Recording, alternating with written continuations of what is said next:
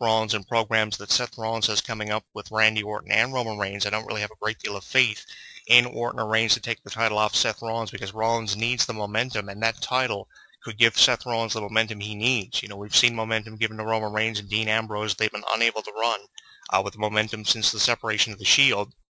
So with that being said, Seth Rollins is really the only one who is capitalizing on this momentum and being given the distinction and designation of being the future by the authorities. So he's got a lot of pressure being champion now, and he's got a lot to run with and a lot to deal with. So I don't see this reign, after waiting months to see it happen, wondering when it was going to happen, when he was going to cash in the briefcase after being given the distinction and privilege of calling himself the future. I don't see this coming to an end anytime soon. If and only he faces Sting, will it come to an end, or someone like a Brock Lesnar who is still suspended from his actions in the fallout of WrestleMania 31. There's so much to take in from the fallout of WrestleMania 31, but the most conversation, what's interesting about Sting and Triple H, they have been having conversation blow up about them on social media, especially on Twitter, people exchanging tweets back and forth about Sting and Triple H's match. Some of you agree with Triple H winning the match because he was loyal to WWE while Sting never showed his face. Others don't really necessarily agree. I am one of the fans who is in the corner of the people who don't agree with Sting being kicked in the face. Sure, Sting may have not shown his face in WWE in over 14 years. When they purchased World Championship Wrestling from underneath him in 2001, he stayed there until the doors were closed. He was loyal to WCW, and a lot of fans, what's interesting about this, are against Sting and the fact that Sting should have beat Triple H because he wasn't loyal to WWE. And a lot of people are against the Undertaker versus Sting match. But here's the thing, icon versus icon, no matter who the two icons are, generates numbers for WWE, and because it generates numbers for WWE and puts zeros in the end of a value for WWE, they don't care if they're loyal to the respective brands or fans don't want to see it. As long as it can get numbers, they're going to give it to us, and I think we're going to see Sting versus Undertaker as early as WrestleMania 32. When you talk about a rematch between Sting and Triple H, I don't think we're going to see a rematch between Sting and Triple H, although some people believe we will see a rematch between Sting and Triple H. I don't think we're going to see that anytime soon, because I think this is one of those one-time deals with professional wrestling where it happens once in a lifetime, like The Rock and John Cena was only supposed to originally have been scheduled for one match at WrestleMania 28. Having it happen twice in a lifetime was absolutely ridiculous. Having it have its purpose defeated, I didn't agree with. So I think that Sting versus Triple H is just one of those matches that's just going to happen once and one time only, and the winner of the match is obviously going to be Triple H because of his loyalty to WWE and being the COO of the company. Now, being the fact that he's the COO of the company, I also see Triple H's victory over Sting signifying that Triple H is just going to take a closed door and go behind a closed door with WWE and run the company behind a proverbial closed door. I don't think we're going to see Triple H wrestling anymore until he has a reason for wrestling, because right now it doesn't seem like he has a reason to get back in the ring. He doesn't have to wrestle people like Daniel Bryan or Seth Rollins anymore to establish himself in professional wrestling. Here's the thing, names like Sting and Triple H, when you talk about political issues with professional wrestling, names like Sting and Triple H don't have to establish themselves anymore. Sting may have to win the WWE Championship to go into the WWE Hall of Fame, or after doing a number of things with the company, he has to do a significant amount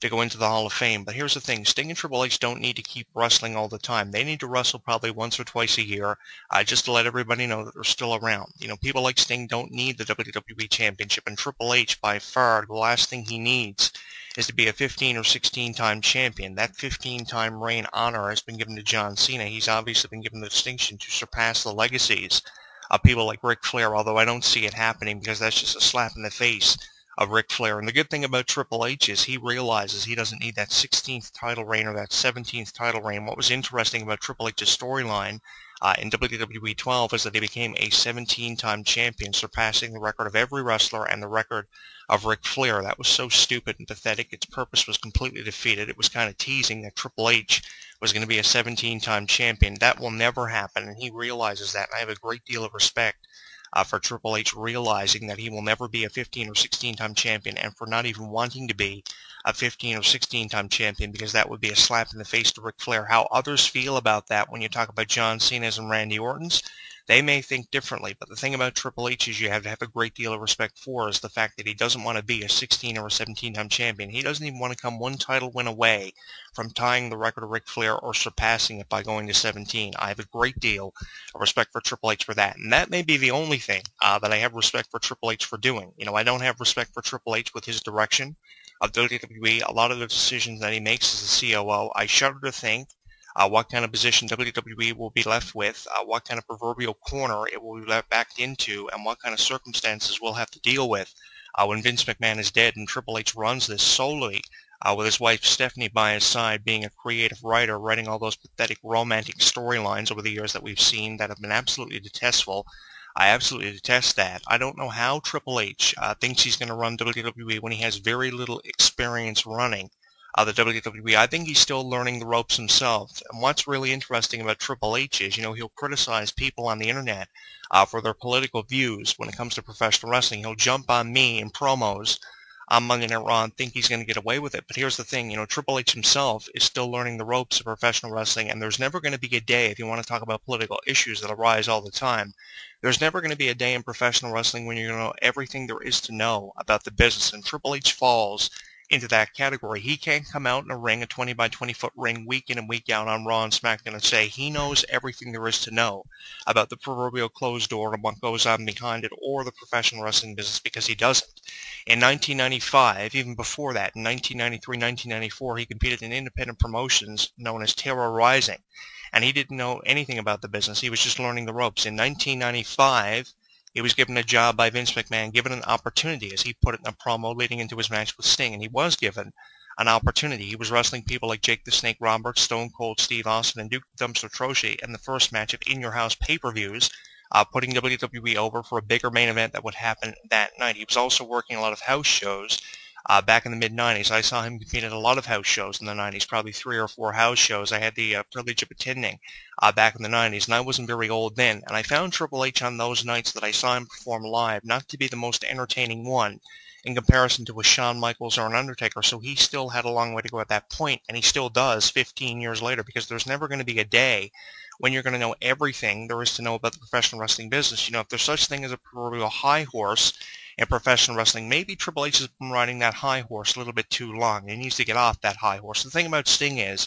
Sting came in with so much respect for WWE fans. He had nothing against WWE fans, which you would have expected Sting to have had, and you could have thought that Triple H was going to play the fan favorite in the match. And the reason why Sting could have had animosity towards WWE fans was because of how much WWE fans of the universe had supported WWE in the war with WCW, because there were a significant amount of fans in the war with WCW who supported WWE and remained loyal to WWE, perhaps more so than World Championship Wrestling. Sting could have turned around and blamed the fans for the folding of WCW and the purchase of that company for $5 million. If there ever was anything to hold a personal grudge against the McMahon family for, it was buying WCW's video library, because that's all they wanted WCW for. They took a majority of the talent, yes, but the thing was they didn't initially purchase it for the talent. They didn't plan to sign the talent of World Championship Wrestling, and especially those that came from the WCW power plant, which I worked with for a number of years, promoting their talent down there, coming to WCW and going to other promotions on the independent circuit. Here's the thing, WWE didn't want anything to do with the talent. They just wanted the video footage for the purpose of releasing DVDs and digital downloads and Blu-rays in the future. And they're putting that footage still to good use after purchasing it for over 14 years. And it took Sting 14 years to come into WWE because of a YouTube video that he posted on YouTube in 2005 when he said he wanted nothing to do with Vince McMahon and his family, and he stayed true to those claims. He didn't want anything to do with Vince McMahon and the WWE. He said that on YouTube. In 2005, he went to TNA. He made some appearances on independent wrestling shows, and now he's back on the major scene, on the major level in WWE, and saying that he's going to reach out and grab everything WWE throws his way. He's not going away. I have a great deal of respect for Sting for not turning on WWE fans. He could have easily done it and said he hated every single fan who ever supported WWE. Triple H could have played the fan favorite. The Authority could have turned on Triple H, and Sting could have been the leader of the Authority. There were so many ways this could have gone, and Sting could have been the heel. Triple H could have been the fan favorite, and that would have been great wrestling psychology if Sting would have came in and been a heel character, like he could be in his match with The Undertaker, because The Undertaker and Sting, if this match ever happens, were loyal to their both brands. Sting was for WCW, The Undertaker was for WWE, and The Undertaker could be the fan favorite, and this could be where we see Sting pull a heel turn, turning on all the fans because of their support for The Undertaker in a match between Icon versus Icon next year in Dallas, which could determine which Icon goes and which Icon stays, and the loser of the match obviously would be The Undertaker. And let me state this. If we see Sting face anybody in the future, no matter who it is, no matter if it's Seth Rollins, Randy Orton, The Undertaker, or Brock Lesnar, and what Brock Lesnar and Paul Heyman believe will be Sting's retirement match, regardless of who Sting faces, from Seth Rollins to Brock Lesnar, he will win, even if it's for the championship or if it's not for the championship. And eventually, if Sting's going to be champion, he will get it in within the next 6 months. We have not seen the last of Sting when you talk about a vigilant future, and I think a probable future is ahead for Sting because of the fan support and the great reviews that wrestling fans have been giving him. I also appreciate how Sting, at his age of 58 years of age, I looked it up on Wikipedia the other day because I lost track of how old both Triple H and Sting were. I really appreciate how at 58 years of age, almost 60, Sting is still wrestling as much as what he is, and he's not gone away. You know, he has a passion for professional wrestling, and I love that about legends. And if there's one thing you had to figure out about me about the professional wrestling business, if you have done something for over 30 years and you really have established your name in the business, I love and respect you so much. But if you're just someone who just shows up, unless you do something stupid in the way of a Wade Barrett or a Daniel Bryan to get attention and become the champion because of the stupid thing that you do, I never give you the benefit of the doubt. The thing is, you have to do something for over 25 through 30 years for me to respect you in professional wrestling. That's why more so than ever over the last 5 years, I've become a fan of people like The Rock and people like Shawn Michaels and people like Bret Hart, because they have done so much for the wrestling business, while people like a Wade Barrett or a Zack Ryder or a Dolph Ziggler have virtually done nothing in their careers, just throwing some random names at you. And they expect us as wrestling fans to respect them, and that's something I refuse to do. I am absolutely defiant for respecting people like Dolph Ziggler, Zack Ryder, Santino Marella, because they're just there.